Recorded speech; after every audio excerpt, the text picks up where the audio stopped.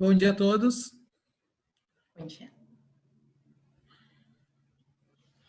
A gente vai aguardar mais uns 3 minutinhos aí para a gente começar o nosso webinário de hoje. Já me apresentando, meu nome é Rafael Krug, eu sou presidente do CEPRORIX, queria dar boas-vindas a todos vocês. Hoje a gente vai estar falando bastante das questões trabalhistas e legislativas que estão impactando as empresas de TI, que é de um trabalho que o CEPRORIX já vem fazendo aí desde que começou essa questão da pandemia, de estar divulgando para os nossos associados quais são as melhores práticas, os melhores caminhos para poder sobreviver a tudo isso. Então, a gente vai estar, na sequência aí, conversando com a doutora Márcia Somenzi, do escritório Lamáquia, e a doutora Ana Paula Gaieski, da AGF Consultores Associados, que são as duas consultorias que prestam serviços jurídicos para o CEPRORIX, né? Tanto na área trabalhista quanto na área legislativa. Então, a nossa ideia hoje é realmente esclarecer algumas dúvidas que nós fizemos, que nós perguntamos para os nossos associados pelas redes sociais. A gente tem uma lista bem grande de dúvidas que a gente vai estar falando hoje para vocês e pedindo para as doutoras responderem, iniciando com a doutora Márcia na questão trabalhista e depois na questão legislativa com a doutora Ana. As perguntas que vocês vierem a ter, por gentileza, encaminhem para o Marcos Sperbis, que é o diretor do CEPRORIX, que está comandando essa live hoje aqui conosco. E o Marcos depois vai repassar essas perguntas para mim. Isso é um formato que o CEPRORIX fez para poder deixar as dúvidas de uma forma anônima dos nossos representados, né? Se tiver algum item mais delicado para ser tratado, isso vai ser tratado de uma forma anônima. Também gostaria de saudar aqui a presença do Luiz Henrique Petkovic, que é o nosso vice-presidente também. Obrigado pela presença. E também, já desde agora, agradecer a doutora Márcia e a doutora Ana pela disponibilidade de estarem esclarecendo os nossos associados hoje todas essas questões que a gente recebeu pelas redes sociais. Também, desde já passando, então, a palavra, então, a gente já pode estar começando, são 11h05, já desde já deixar indicado para vocês que essa live ela está sendo gravada e vai ser também disponibilizada depois no YouTube como um guia também para os associados que não conseguiram, de alguma forma, estar aqui conosco hoje. E também, desde agora, já passando a palavra para a doutora Márcia, né, e agradecer já a doutora Márcia e a doutora Ana novamente pela presença. Então, já começando com a primeira bateria de perguntas, doutora Márcia, na questão trabalhista, né? Então, Rafael, se me permite, só fazer uma introdução. Primeiro, gostaria de cumprimentá-lo, presidente, cumprimentar o nosso vice-presidente também, a diretoria está presente no nosso debate, parabenizar o CEPRORIX por essa iniciativa, realmente um debate que se faz necessário, tendo em vista as alterações que nós temos constantemente na legislação e perante o judiciário. E só para situar os nossos participantes do debate, nós vamos tratar especificamente das questões trabalhistas da MP 927 e da MP 936. As questões que nós vamos trazer aqui são perguntas recorrentes da plataforma do Qualitor, que é uma plataforma disponibilizada pelo CEPRORIX, para os seus associados. Então, nós coletamos as perguntas mais recorrentes e vão ser essas perguntas que vão ser trazidas aqui para os nossos questionamentos. E não obstante essas perguntas, não é, presidente? Nós já divulgamos, a entidade já divulgou, mas nós elaboramos três trabalhos, na verdade, esclarecedores sobre as MPs. São 2 cartilhas da MP 927 e 936 e uma cartilha de perguntas e respostas que também são recorrentes na área de TI. Muito obrigada. Vamos então à primeira. Perfeito. E lembrando que essas respostas que nós vamos estar dando agora é na situação atual, né? À medida que está saindo novas MPs, isso pode estar mudando e a gente está atualizando isso no site do CEPRORGS, mas o que nós vamos responder aqui é o que nós temos de conhecimento nesse momento, mas como está sendo muito dinâmico essas mudanças, então a gente vai estar deixando isso muito atualizado no site do CEPRORGS, perfeito? Doutora Ana, a senhora gostaria de falar alguma coisa antes? Sim, inicialmente gostaria de parabenizar também o presidente e a diretoria pelo trabalho e, assim como a doutora Márcia colocou o trabalho da trabalhista, eu acho que cabe também colocar o outro trabalho que o CEPRORGS muito bem desenvolve, que é da assessoria legislativa e as questões que nós iremos responder são atreladas, então, às medidas tomadas pelo governo no que tange a parte tributária e legislativa. O CEPRORGS muito bem desenvolve, né, nos últimos anos, um trabalho junto ao poder do governo federal, estadual e municipal, né?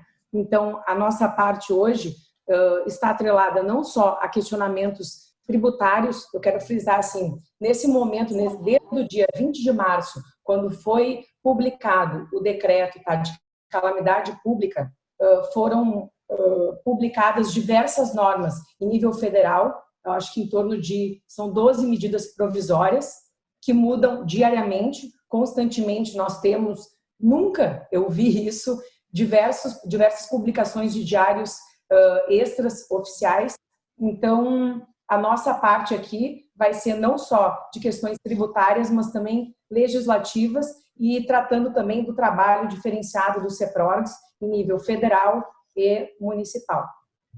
Perfeito. Obrigado, doutora Ana. Então, doutora Márcia, temos então um primeiro questionamento, né, com relação à trabalhista. E o primeiro questionamento que nós temos é o seguinte: é devido o Vale Transporte no dia em que o empregado está home office? E é devida a ajuda à alimentação, vale refeição, a alimentação prevista na CCT nos dias que o empregado está em home office? Perfeito, presidente. Esse é um tema que realmente vem surgindo muito nos questionamentos do Qualitor. E, para deixar bem claro, o Vale Transporte, neste momento em que está se aplicando o teletrabalho, o home office, ele não é devido. Ele é um benefício destinado ao transporte do trabalhador da casa para o trabalho e do trabalho para casa. Isso realmente está pacificado, está claro. Com relação ao Vale Refeição e o Vale Alimentação, então, nós entendemos que este sim é um benefício devido, até porque é importante nós fazermos aqui uma análise com base no que prevê o teletrabalho. O teletrabalho, que ele foi instituído com a reforma chamada Reforma Trabalhista, a Lei 13.467 de 2017, ele deixa muito claro que o formato de teletrabalho, ele não se diferencia do trabalho executado nas dependências da empresa. Ou seja, todos os benefícios que são concedidos dentro da empresa são concedidos também para o teletrabalho. No caso, o empregado que está executando o home office nesse momento, em razão da pandemia, ele também tem direito a vale alimentação e vale refeição. E deixando também registrado que a nossa convenção coletiva de trabalho já prevê, né, o pagamento de vale refeição e vale alimentação, e não prevê nenhuma distinção para aquelas situações em que se operacionalizar o teletrabalho. Até fazendo um gancho um pouco maior, presidente, muitas dúvidas surgem com relação a quais são os valores de auxílio que o empregador tem que oportunizar ao empregado neste momento, de estrutura, de internet, luz, enfim. Até porque o teletrabalho ele foi implementado de forma emergencial. Nós utilizamos, né, uma expressão que ele não é tão formal quanto o teletrabalho previsto no artigo 75 da CLT. Até porque a medida da pandemia impôs que o teletrabalho fosse instituído de forma emergencial abrupta. Então, não havia possibilidade de se adotar as medidas que estão previstas lá no artigo 75 da CLT. Mas isso não quer dizer que nós não tenhamos que estabelecer algumas normas e alguns parâmetros para equalizar essa relação que nesse momento está se dando de forma temporária. Então, o que nós sugerimos? A medida provisória, ela não fala que é necessário fazer um aditivo contratual, mas nós sugerimos aos nossos associados que o façam, um aditivo contratual temporário, que fique bem claro, porque é só no período da pandemia. Até porque se a empresa entender por bem, após o período de encerramento da pandemia, em continuar atuando através do teletrabalho com aqueles empregados, nós sugerimos que se faça um novo termo aditivo, aí em caráter indeterminado, para que a empresa possa adotar o teletrabalho na sua essência, que requer medidas mais cautelosas, análise do ambiente de trabalho, enfim. Para esse momento, nós sugerimos que seja feito um aditivo contratual e que empregado e empregador estabeleçam algumas regras de fornecimento de uma ajuda de custo. Essa ajuda de custo é um valor para um custo de luz, de internet, enfim. E nós sugerimos, inclusive, que aquele valor do vale transporte que era repassado e que hoje não é mais, em razão do teletrabalho, ele seja compensado, então, com essa ajuda de custo, que não vai ter caráter salarial, tem caráter indenizatório, mas então se faça através de um aditivo contratual e que se forneça algo para o empregado como um auxílio para o custeio das suas despesas. É isso. Perfeito, doutora Márcia. E depois, na sequência, a gente tem mais uma pergunta aqui, que é realmente com relação à antecipação de férias. Se existe um período mínimo de dias para poder fazer a antecipação das férias individuais? Sim. Nós sempre também aconselhamos que o período mínimo para antecipação de férias é de 5 dias. Embora nós estejamos, como eu falei antes, num estado de calamidade, de emergência, ainda assim nós pedimos para que os empresários obedeçam ao que preconiza a legislação, então o período mínimo é de 5 dias. Perfeito. E aí nós temos também uma pergunta subsequente a isso, que é se podem ser concedidas férias para o empregado que ainda não completou o período aquisitivo de 1 ano, que é realmente Exatamente. Aquele empresário que está com aquele problema de que não tem uma demanda muito, ele precisa adiantar aquelas férias para não perder o seu funcionário. Como é que funciona isso, doutora?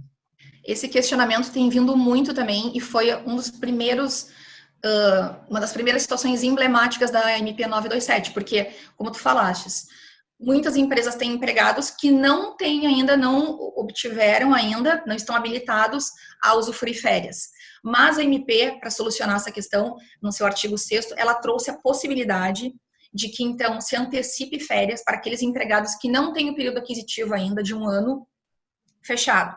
Então, a empresa poderá e registro bem, só em razão da pandemia, dessa questão que impõe medidas emergenciais, em razão da pandemia, então, pode-se antecipar o período aquisitivo de férias e esse empregado vai ter, então, essa concessão de férias para suprir essa ausência de demanda do empregador. Perfeito, doutora. E aí, se por acaso eu precisar, infelizmente, fazer o desligamento desse colaborador, né, e fazer esses acertos das parcelas, eu não posso me deslocar ou o empregado não quer ter contato comigo, eu posso fazer essa rescisão de forma remota? Essa é uma das questões mais emblemáticas, presidente, que as empresas têm nos trazido com relação à possibilidade daquele empregado que está num trabalho remoto em ser demitido na via remota também. O que nós esclarecemos? As MPs, elas não prevêem nenhuma possibilidade de que se faça o desligamento remoto deste empregado, tá? Não há uma previsão legal com relação a isso. O ideal é que se faça realmente o aviso prévio presencial, que o empregado compareça à empresa. Bom, doutora, mas extrapolando essa possibilidade, nós não temos realmente, o empregado não vai comparecer, o empregado está resistente a comparecer. Bom, então o que nós sugerimos como uma medida alternativa? O pagamento das parcelas rescisórias, ele vai ter que se dar no prazo, conforme a CLT preconiza, 10 dias, isso é o mais importante, então o empregador tem que se assegurar que o pagamento seja feito das parcelas no prazo de 10 dias. E, no caso do empregado não comparecer à empresa, nós sugerimos que ele seja notificado via carta R e, agregado a isso, que o empregador comunique ele através de e-mail ou outra mídia, outra rede de comunicação como WhatsApp, enfim. Só que o mais importante, presidente, é deixar bem claro que essas situações que nós estamos enfrentando agora, elas não têm precedentes jurídicos. Né? Nós estamos enfrentando uma situação até então nunca enfrentada perante o Judiciário Trabalhista. Então, até outro dia eu conversava com o juiz do trabalho e eu só pesava justamente essa situação. Eu disse para ele, bom, a empresa está coibida realmente a fazer a demissão e ela não tem como acessar o empregado. Como é feito? Eu vou poder fazer através de um e-mail, de um WhatsApp? E aí, esse juiz realmente me trouxe essa reflexão, dizendo, não, realmente, nesse momento em que não se quer colocar em risco a saúde das pessoas, que as pessoas estão também resguardadas em isolamento, nós vamos ter que buscar, e o judiciário vai ter que aceitar medidas alternativas para a comunicação de desligamento do empregado. E aí, como eu sugeri, através de uma carta R, através de um e-mail ou mesmo através de um WhatsApp, sendo este o meio que eu colocaria em último plano, a comunicação através de uma mensagem de WhatsApp. Eu sugeriria através de uma carta registrada pelo correio ou através de um e-mail com um aviso de recebimento e com o recebimento do empregado daquela comunicação. Perfeito, Tomás, perfeito. São boas orientações mesmo, que a gente precisa seguir. E no caso dos trabalhadores que receberão o benefício emergencial, né, da garantia do governo, ele tem garantia de emprego ou não? Sim, e é bem importante isso. E ela está linkada justamente com a pergunta anterior, porque o que nós estávamos falando antes do desligamento do empregado é daquele que está em home office, né?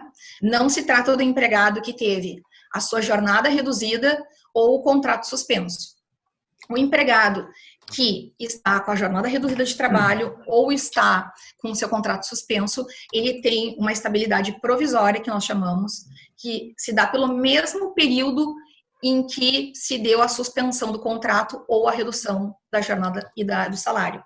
Ou seja, se ele está suspenso, e aí é bem importante sempre frisar, porque a redução da jornada e do salário ela pode se dar até 90 dias, e a suspensão do contrato de trabalho, ela pode se dar até 60 dias. Então, se o empregado, ele está trabalhando, ele tem o contrato reduzido e a jornada reduzida por 30 dias, consequentemente, após o término, né, deste período, ele tem mais 30 dias de estabilidade provisória.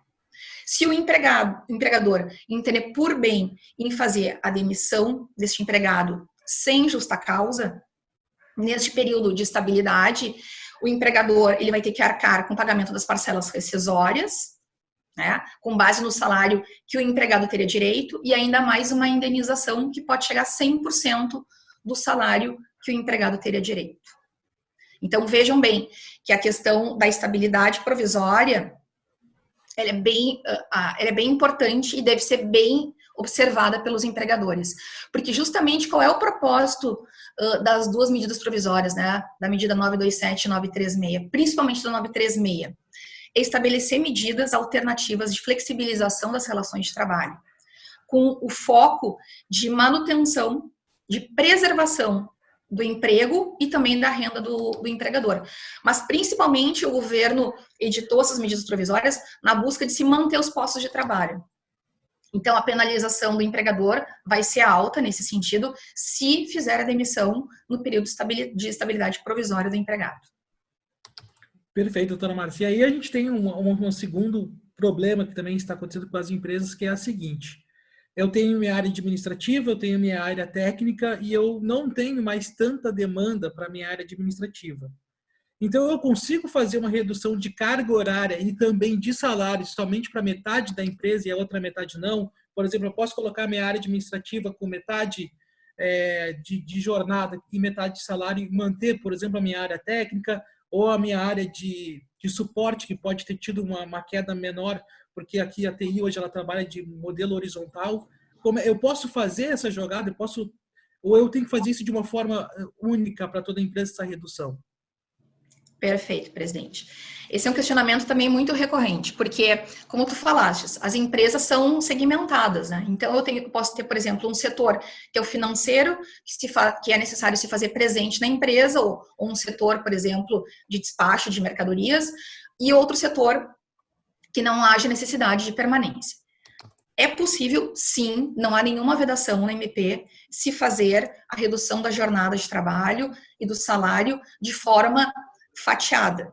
Ou seja, eu posso pegar um setor e posso estabelecer para aquele setor que não tem demanda naquele período, eu vou reduzir a jornada ou suspender os contratos de trabalho. E para outros setores que existe uma demanda necessária, né, como nós estamos chamando, que é uma atividade essencial. Então, para aqueles setores, eu vou manter a jornada normal de trabalho, os salários, não vou fazer a suspensão dos contratos de trabalho. O que é mais importante, que nós temos sempre destacado para os nossos clientes, e também na plataforma do Qualitor, eu tenho que ter um tratamento condizente com a jornada que foi reduzida e com o salário que foi reduzido. O que isso quer dizer?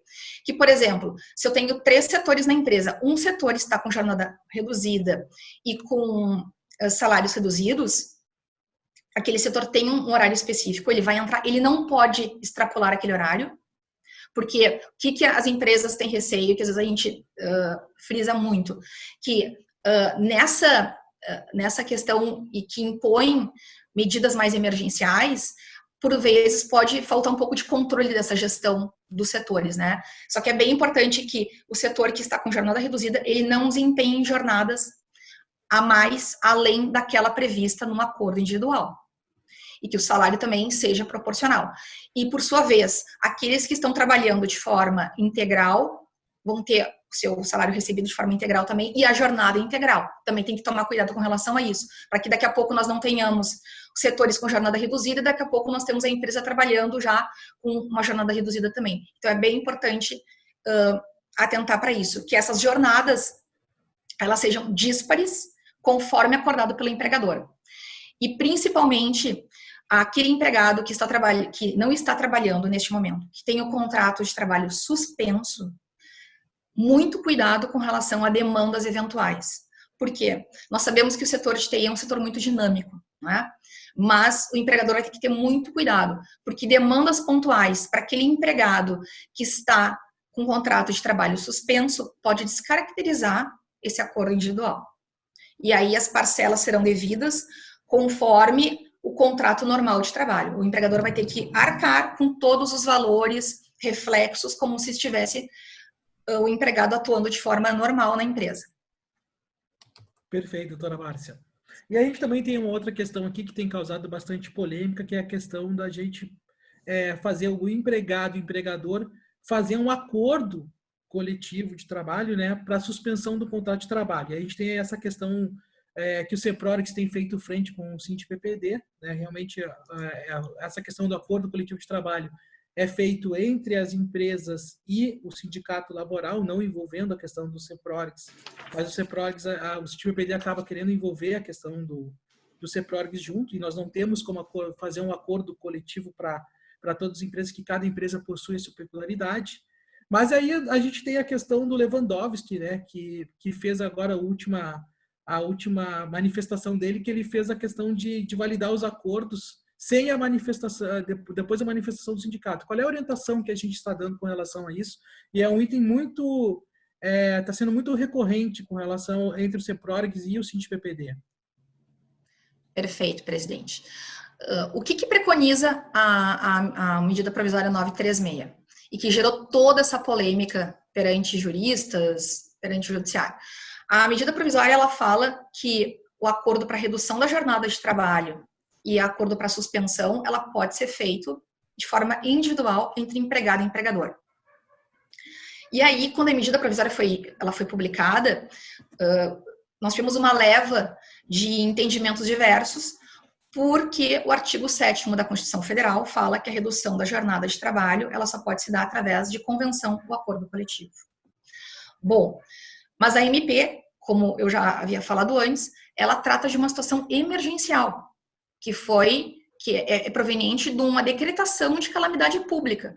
Porque quando nós tivemos lá o decreto número 6 de 2020, que decretou a calamidade pública para o país, a partir de então, as medidas advindas para suprir essa demanda da calamidade pública, elas realmente elas vão equalizar direitos e obrigações, mas elas vão sair um pouco fora do escopo normal da legislação. Claro, sempre observando a proteção do trabalhador.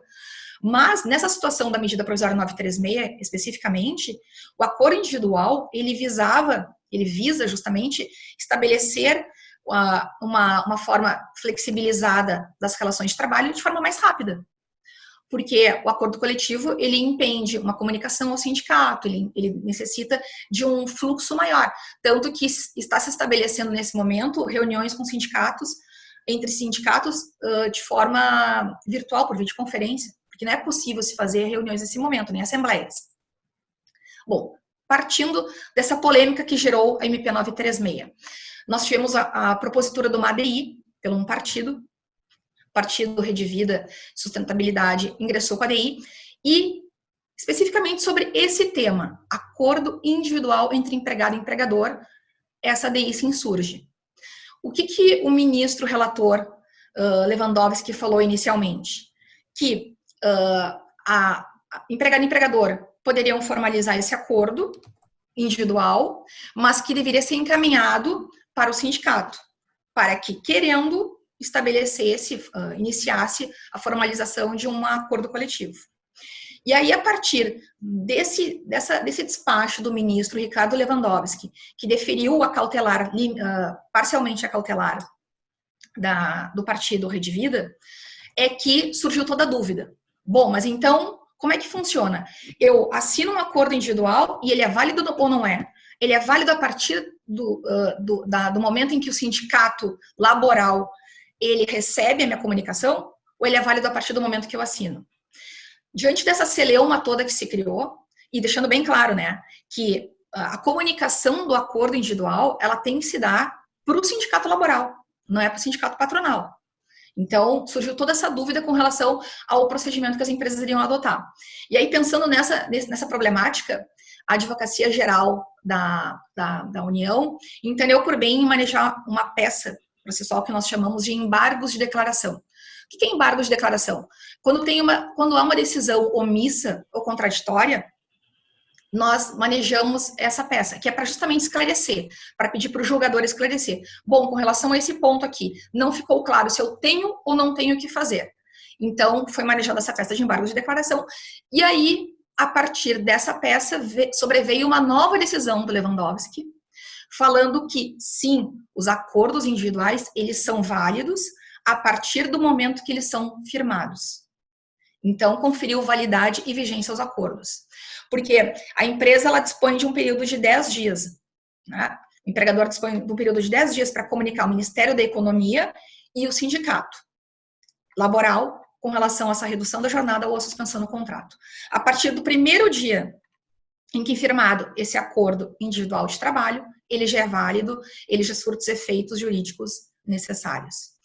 E, presidente, veja como eu achei essencial a tua colocação de que nós estamos falando agora de um cenário jurídico desenhado para o momento hoje, para agora, 11h30, sendo que nós podemos ter esse cenário modificado ao final da tarde, porque hoje nós temos um julgamento no STF, do plenário, com relação a essa liminar do ministro Lewandowski, porque o ministro Lewandowski, ele monocraticamente, que nós chamamos, o relator proferiu a decisão, e aí após ele proferir a decisão, ela é encaminhada para o plenário da STF para julgar a ADI. Então, muito provavelmente hoje à tarde, nós teremos um desfecho com relação a essa questão do acordo individual de trabalho válido e vigente a partir do momento da sua assinatura. Perfeito, doutora Márcia. E com certeza a gente vai estar divulgando essas informações no site do CEPROX e nas nossas redes sociais. Então, assim que Exatamente. A gente já vai estar fazendo essa divulgação. Nós sabemos o quanto é complexo isso para o empregador, essa instabilidade em alguns momentos, mas o que nós procuramos sempre referir é que é um momento de instabilidade em todos os setores, no judicial, no jurídico, no setor empresarial. Então, o que nós podemos fazer através do CEPROX realmente é comunicar e nortear os nossos associados a cada passo, a cada alteração que nós tivermos. Perfeito. E a gente tem uma outra pergunta aqui que é muito... e por a gente trabalhar com TI, a gente também tem questões que não são exatamente... Não é que nem uma fábrica que tu consegue suspender um trabalhador e ele não vir mais para a fábrica. Então, às vezes a gente tem que recorrer a pessoas técnicas. Então, uma das perguntas é, os empregados podem seguir prestando serviço para a empresa durante o período de suspensão? Então, eu tenho que esclarecer uma dúvida por WhatsApp, ele tinha uma senha que eu que eu não tinha mais acesso, mas eu suspendi. Como é que funciona essa questão?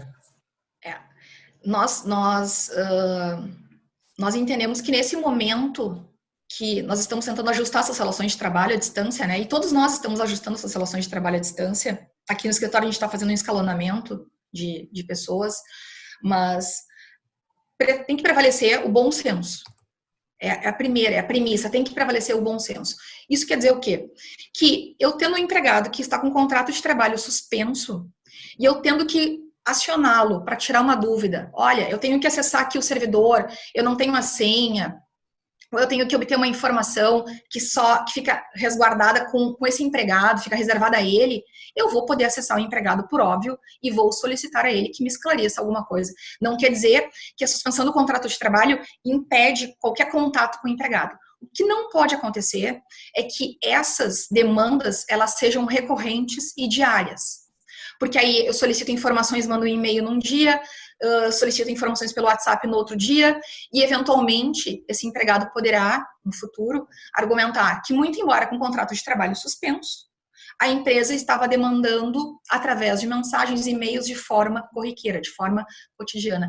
É esse controle e é essa medida do bom senso que os nossos associados vão ter que ter para não demandar os empregados de forma recorrente. Eu demandei o empregado nessa semana. Aí eu vou demandar o empregado daqui 15 dias. Ok, isso é passível, é compreensível e justificável perante o judiciário trabalhista. O que não pode acontecer realmente é demanda recorrente. Inclusive excluir de grupos de WhatsApp, por exemplo. Se ele fazia parte de um grupo de WhatsApp...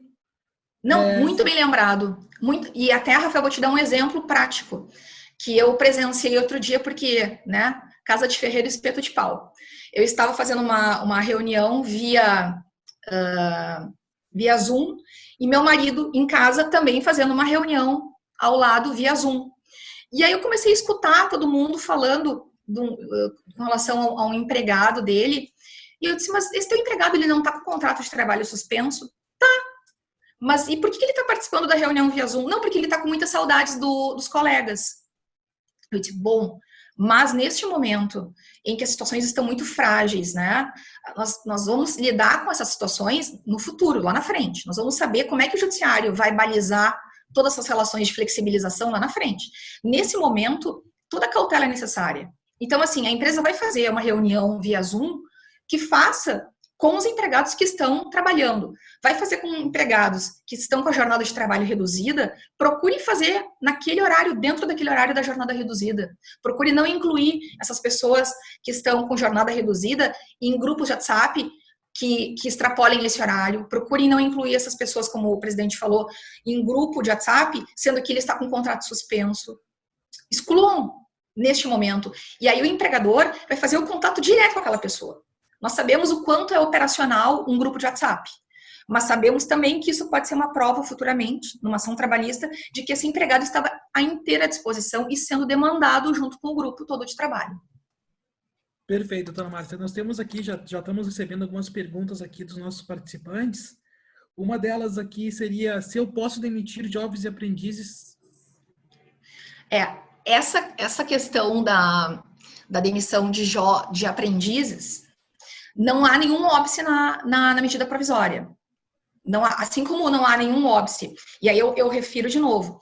Para aqueles empregados que estão trabalhando home office, que não estão com jornada reduzida e que não estão com contrato suspenso, não há nenhuma garantia provisória. Por sua vez, estagiários e aprendizes que também não estão enquadrados nessa jornada ou no contrato suspenso, até porque esses contratos eles se referem a empregados e não estagiários e aprendizes, não há nenhum óbice na medida provisória que não possibilite essa demissão. Não há realmente nenhuma previsão em sentido contrário. Perfeito. E se o empregador, de alguma forma, não fizer uma comunicação de redução de jornada ou de salário, de suspensão de contrato de trabalho, fizer alguma coisa mais informal, o que pode ocorrer? Bom, se o empregador não fizer a comunicação no prazo de 10 dias, ele permanece pagando normalmente o salário, mesmo para aquele empregado que já está com uma jornada reduzida, ele permanece pagando todo o salário e todos os reflexos decorrentes, e continua pagando também para aquele empregado que está com o contrato suspenso e só vai deixar de pagar no momento em que ele fizer a comunicação formal através da plataforma do Ministério da Economia dessa suspensão e da redução da jornada de salário.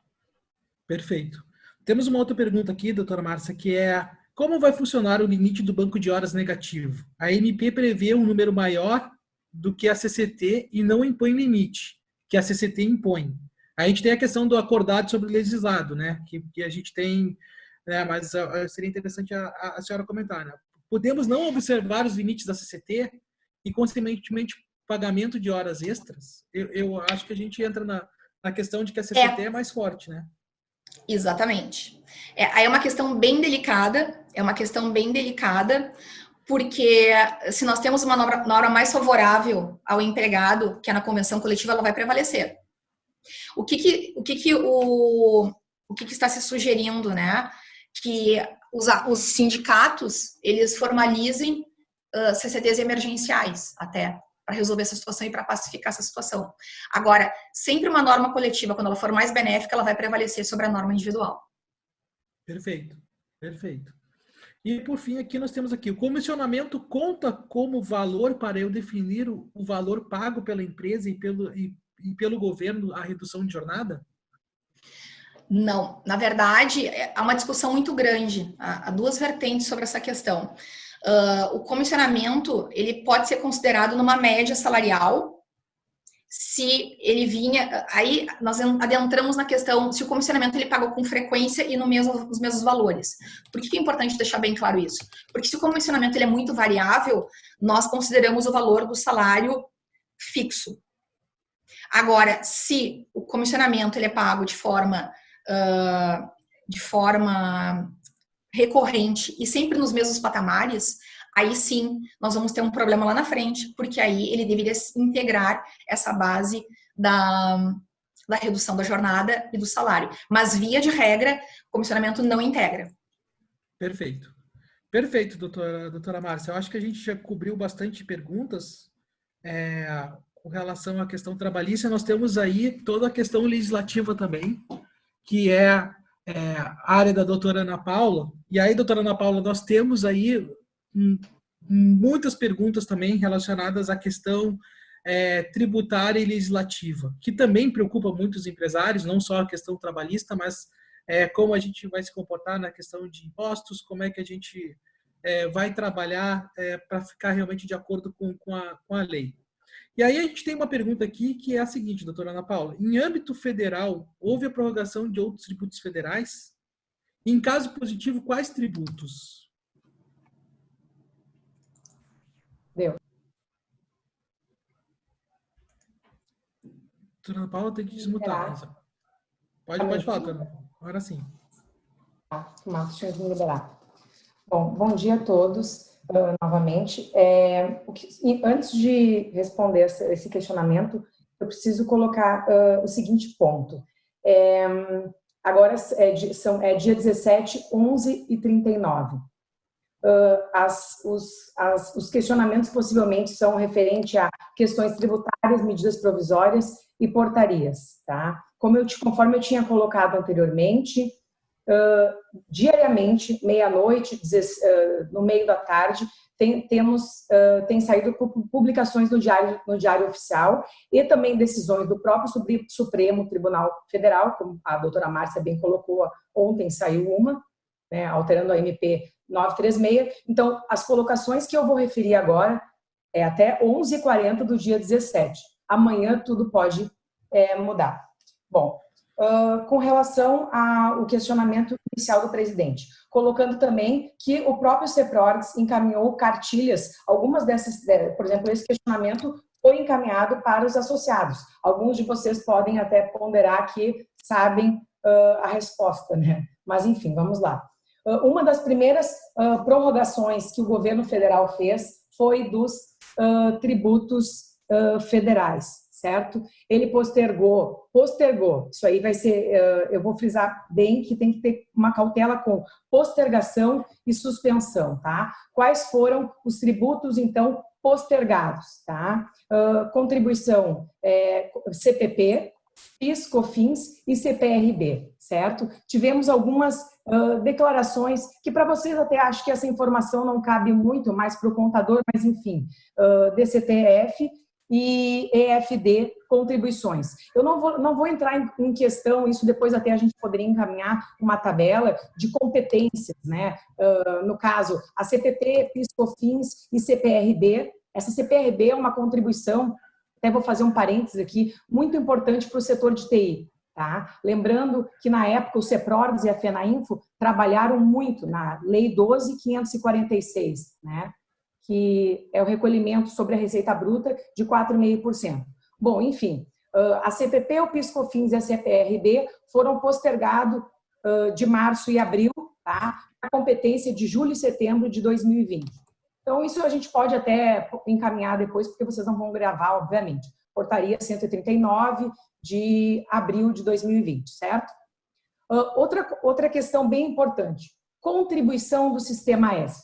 Cabe referir que isso também foi um pleito da FENAINFO e do CEPRORGS. No mês passado, as entidades encaminharam um documento, eu não sei, acredito que tenha sido encaminhado para os associados, extremamente robusto ao governo federal. E este pleito, tá, de suspensão ou redução das contribuições do Sistema S lá estava incluso. Então, há uma diferença, não é diferimento. Contribuição do Sistema S, o que ocorreu? Redução de 50%, tá, para os próximos 3 meses, até 30 de junho. Tá? Sebrae não entrou aí. Outra questão que para vocês eu acho que não interessa muito, mas vou referendar, redução do IOF, operações de crédito, tá? Zerada a cobrança por 90 dias. Eu acho que quanto a tributos federais seria isso, presidente.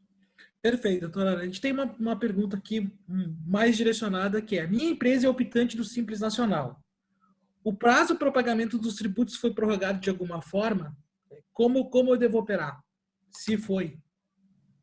Foi. E aqui o esclarecimento vai ser da seguinte forma, que até muitos contadores reclamaram da forma como o governo federal operou. O que ele fez inicialmente? Como é que o Simples Nacional, a maioria das empresas recolhe? Uma única guia, certo? Tributos federais e tributos municipais, na mesma guia. O que o governo fez? Primeiro, ele postergou por 6 meses, prorrogou por 6 meses os tributos federais. PIS, COFINS, CSL, IPI, IRPJ e CPP, certo? E depois, agora há pouco, que vocês devem ter visto, que saiu um decreto do próprio governador, não é homologando a palavra, que primeiro, o que acontece? Existe um comitê gestor do Simples Nacional. A regulamentação sempre sai lá de cima. Aí veio uma outra norma, prestem atenção no que aconteceu. Postergando, olha a diferença, os tributos federais de dentro do Simples, da guia do Simples, postergaram por 6 meses. PIS, COFINS, CSL, IRPJ, CPP. Aí depois, o ISS e o ICMS de dentro do Simples por 3 meses. Então, eu vou entrar em questão de... o federal foi apuração março, abril, maio, para outubro, novembro e dezembro. Aí o ICMS e o ISS, a apuração ficou diferente, tá? Mas só para colocar, foi postergado sim, e aí tem que cuidar do contador. O contador vai encaminhar 2 guias diferenciadas para vocês. Tá? Então, até o CEPRORGS também encaminhou essa informação para todos os associados. Perfeito, doutora Ana. E a gente tem uma outra pergunta que tem um pouco a ver com isso. Não tenho certeza se os tributos municipais, como ISS, foram postergados em alguns municípios do estado. Vi que o CEPRORGS está conversando com os vereadores em Porto Alegre. Qual o status dessa postergação? E mais, como o Poder Judiciário está se posicionando com relação à postergação ou suspensão dos tributos durante essa pandemia? E realmente nós conversamos com os vereadores de Porto Alegre, através da nossa pasta legislativa, para poder realmente pedir uma postergação, e falamos inclusive com a FAMURS, para também pedir uma postergação para todos os municípios do Rio Grande do Sul. Mas essa é uma pergunta que veio realmente baseada nas nossas ações que nós fizemos, doutora.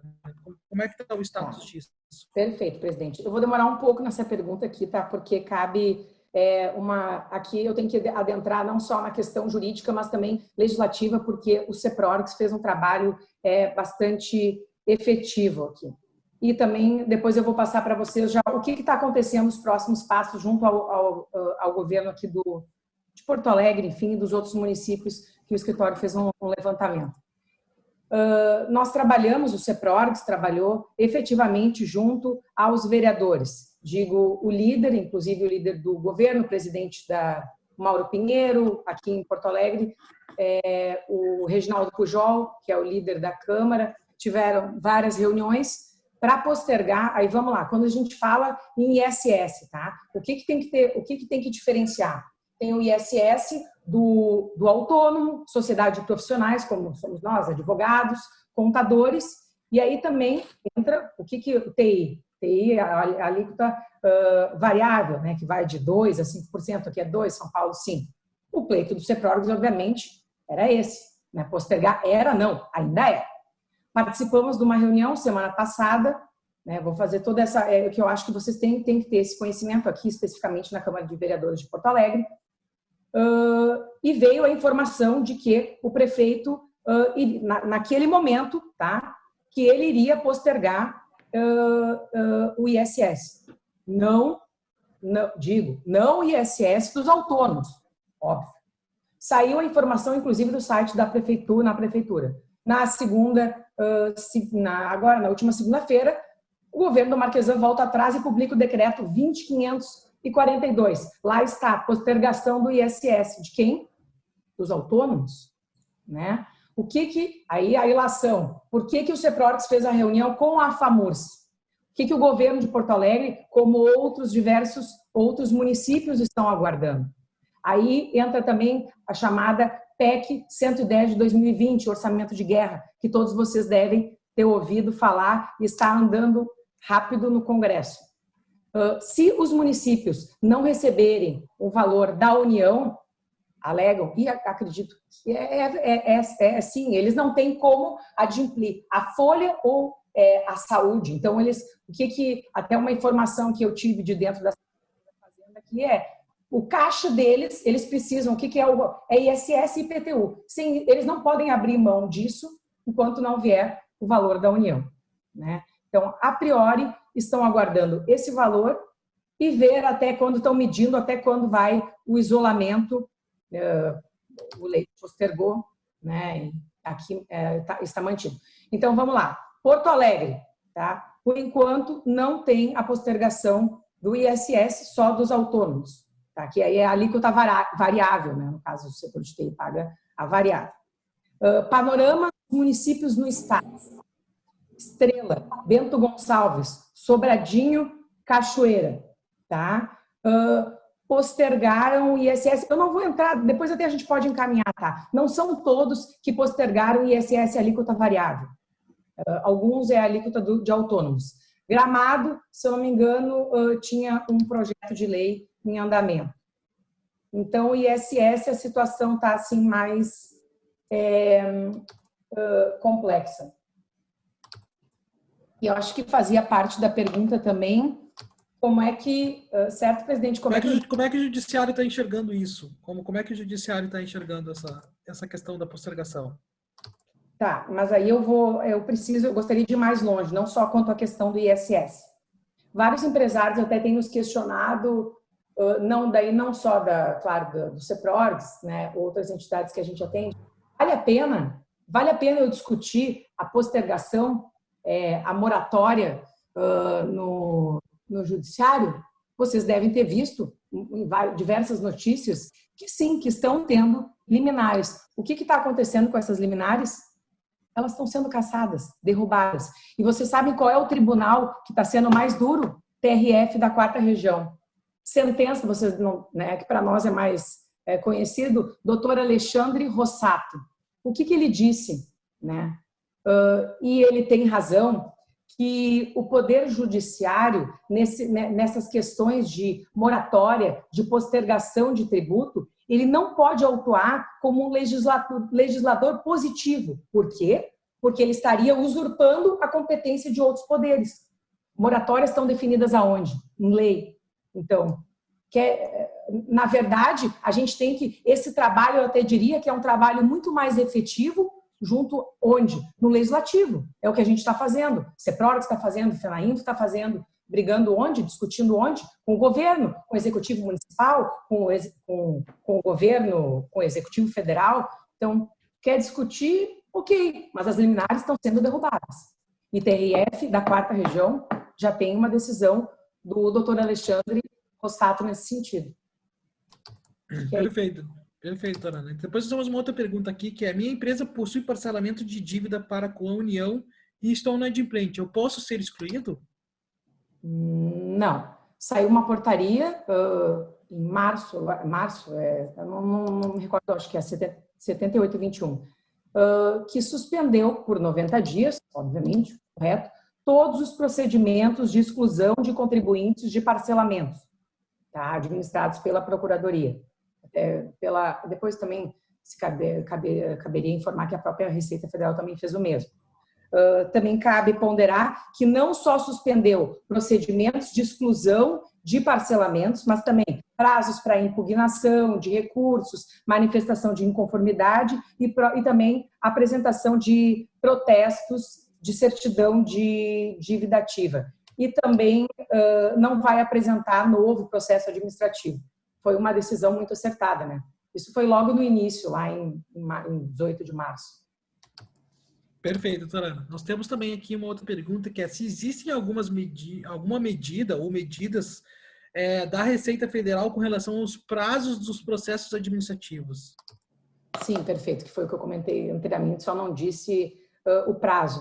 A Procuradoria Geral da Fazenda Nacional suspendeu por 90 dias. A Receita Federal, o prazo é até... Isso aí eu acho que, de repente, até a gente poderia trabalhar, presidente, porque o prazo da Receita Federal, diferentemente da Procuradoria, prorrogou, suspendeu os procedimentos administrativos até 29 de maio. Vejamos, a gente está em 17 de abril. Será que... Não sei se seria efetivamente um pleito do CEPROREX, né? Talvez do SESCOM, enfim. Mas vejam a diferença, né? Não sei. É até 29 de maio, então, a Receita Federal suspendeu todos os procedimentos administrativos, né? Intimação para pagamento de tributos, caso algum contribuinte também esteja com inadimplemento de parcelamento, não vai ser autuado nesse período. Perfeito. A gente tem também, e é muito comum aqui nas empresas de TI, elas participarem de licitações, doutora Ana Paula. E aí, um dos nossos associados aqui precisa emitir uma certidão negativa de débito nesse período. Como é que ele procede com essa questão de ter o débito? Como funciona isso?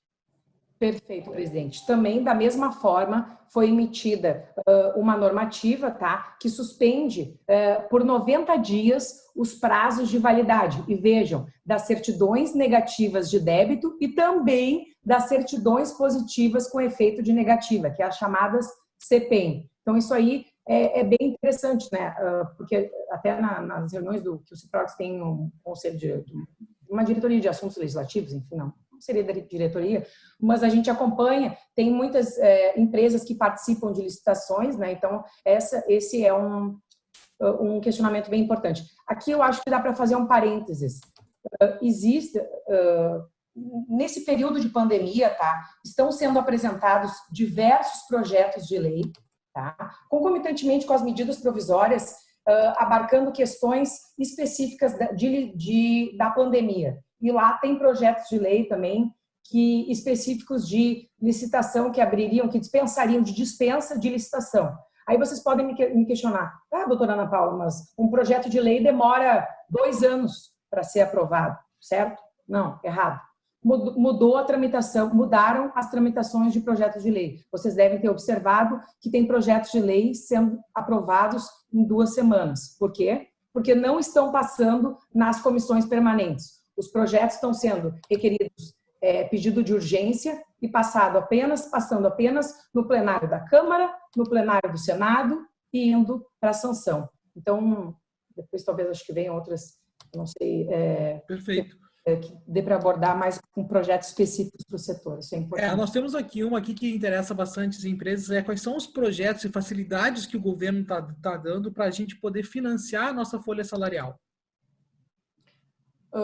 Tem uma medida provisória, a medida provisória 944, tá? Aqui também acho que eu vou precisar acho que tem tempo ainda, Sim. mais de tempo para abordar. A medida 944, ela fala sobre financiamento das folhas de pagamento, mas ela tem alguns requisitos. São empresas com faturamento de 360 mil, tá? Obviamente, no ano anterior, de 360 mil até 10 milhões, certo? Só vão poder financiar as folhas por um prazo de 2 meses, tá? Tem uma contrapartida que as empresas vão dar, obviamente que teria, não vão poder demitir os empregados nesse período de 2 meses. Outra coisa, o limite para financiamento é de até 2 vezes o valor do salário mínimo por empregado, tá? Tem um período, digamos, de carência de 6 meses para início do pagamento.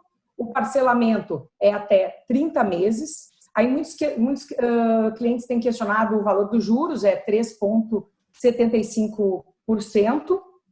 Outra questão também, as empresas, para participar desse financiamento, têm que ter a folha com bancos vinculados a esse programa, digamos. Os bancos têm que se inscrever. Alguns bancos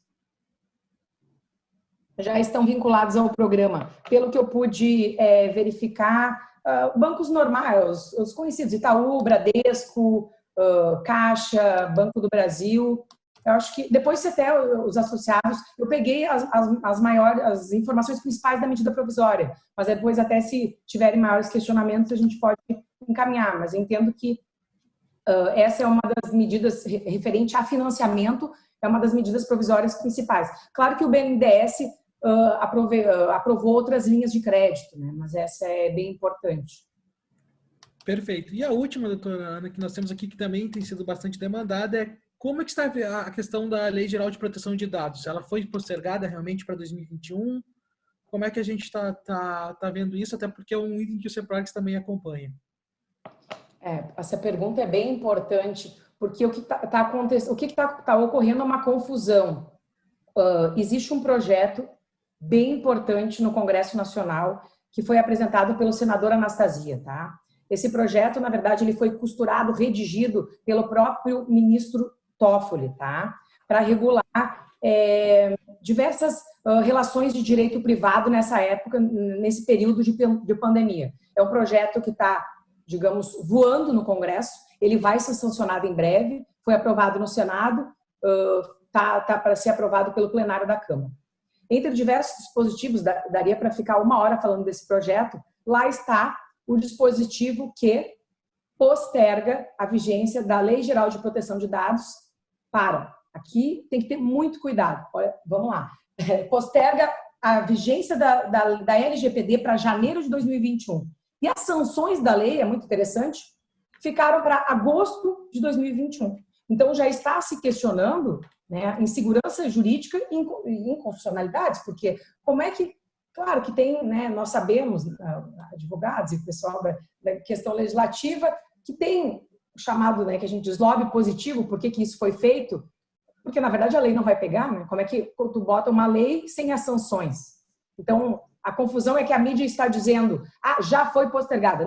Não tem lei sobre isso, é um projeto de lei que sim, que logo a seguir deve ser sancionado, mas a questão, e aí tem, né, empresas maiores, porque a Lei Geral de Proteção de Dados segue a lei que está fora do país, empresas maiores já estão adaptadas. As empresas menores não estão adaptadas à Lei Geral de Proteção de Dados. Então, o entendimento seria de que sim, é importante postergar, mas não dessa forma, com a sanção separada para agosto de 2021. Mas o panorama que se insere a priori é esse. Não foi aprovado. Perfeito, doutora Ana. Muito obrigado. Essas são as perguntas que nós tínhamos aqui na questão legislativa e tributária. E estamos pipocando aqui algumas outras perguntas aqui, mas é para a doutora Márcia. E aí, doutora Márcia, vou ocupar um pouquinho mais a senhora. Claro. Nós temos uma pergunta aqui. A suspensão do contrato ou a jornada reduzida parte do pressuposto que o trabalho destes colaboradores não é necessário, total ou parcialmente. Portanto, a empresa pode suspender ou reduzir a carga horária desse colaborador.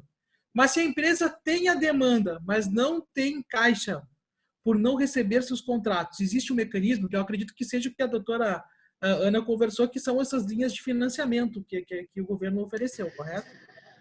Exatamente, porque a minha preocupação maior, a nossa preocupação maior é porque uma vez se a empresa entender por adotar, até por questões financeiras, a redução da jornada ou a suspensão do contrato de trabalho, que possa seguir à risca as normativas impostas pela MP 936. Porque o que vai ocasionar? Se eventualmente esse contrato, essa redução contratual ou suspensão ficar descaracterizada, muito provavelmente o empregador vai ser demandado através de ação trabalhista própria e vai arcar com valores muito maiores do que, inclusive, não poderia gastar neste momento, despender neste momento. Então, por isso que nós sempre destacamos muito que se for fazer a redução ou se for fazer a suspensão, que observe estritamente o que preconiza a MP de não demandar o empregado que está com o contrato suspenso e de não demandar empregados que estão com jornada reduzida após o seu horário reduzido de trabalho, porque isso realmente pode descaracterizar e aí é um risco para a empresa. E o que nós estamos, a nossa palavra de ordem nesse momento, presidente, é cautela e cuidado jurídico, né? Nós temos que ter um zelo jurídico, porque, como eu falei antes, nós não sabemos o impacto e análise como o judiciário vai balizar todas essas relações flexibilizadas. Perfeito. Temos mais uma para a senhora, doutora Márcia. Que é, podemos reduzir o salário de quem está em contrato de experiência? Em contrato de experiência, nós teremos que verificar. Tem que dar uma analisada? Não tem problema, a gente pode responder. Eu gostaria de dar uma analisadinha. Perfeito.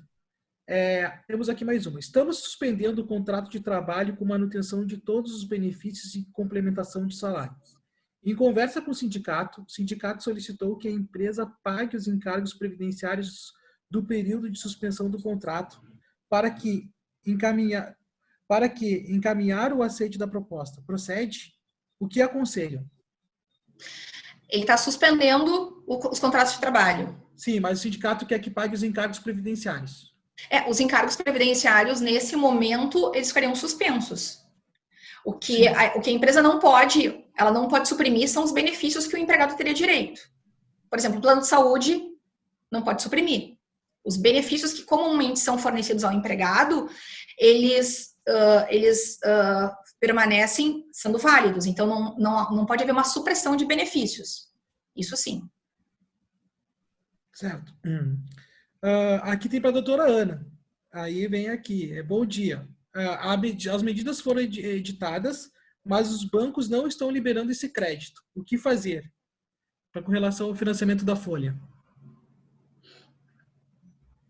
Ali não mencionou um prazo de... Porque geralmente na medida provisória lá consta. A medida provisória, no caso essa, entrou em vigor na data da publicação e consta que tu só pode tirar o financiamento se tiver a folha naqueles bancos vinculados. Só se o que está ocorrendo, o que consta ali, que os bancos têm que se... Na verdade, nem todos os bancos ainda tinham se cadastrado, como se diz, nesse programa. Tem que ver por que na prática não está acontecendo. Até a gente se disponibiliza para verificar mais a fundo isso. De fato, por que não está sendo implementado, conforme previsto na medida provisória. Perfeito, perfeito. Eu acho que com isso a gente conseguiu completar, cobriu aí em torno aí de 12 perguntas, mais as perguntas dos nossos participantes. Queria desde já agradecer a doutora Márcia, doutora Ana, pela disponibilidade de estar aqui conosco hoje, esclarecendo dúvidas que são comuns aos associados do CEPRORIX. Também falar para as pessoas que estamos à disposição, a todos os associados que estão aqui conosco, que o CEPRORIX continua atento e à disposição de todo o setor de TI para poder esclarecer dúvidas, para poder indicar quais são os melhores caminhos com relação a essa pandemia da Covid-19 e como a gente pode estar superando isso com uma segurança jurídica muito, muito grande. A gente está à disposição de todos vocês. Queria desde já agradecer e estamos encerrando então essa live. Possivelmente teremos uma segunda com mais perguntas que estaremos recebendo, ou se por acaso tivermos alguma mudança bastante significativa com relação a alguma medida provisória que sair, tanto na questão legislativa quanto na questão trabalhista. Contem com o CEPRORIX está fazendo um trabalho bem interessante de fazer esse acompanhamento junto aos nossos associados. Contem conosco. Dúvidas, por favor, abram chamado, que a nossa equipe vai ter o maior prazer em responder vocês e indicar a melhor maneira. Muito obrigado a todos e tenham um bom resto de sexta-feira e um bom final de semana. Muito obrigado. Bom, tchau. Obrigada. Obrigada, tchau.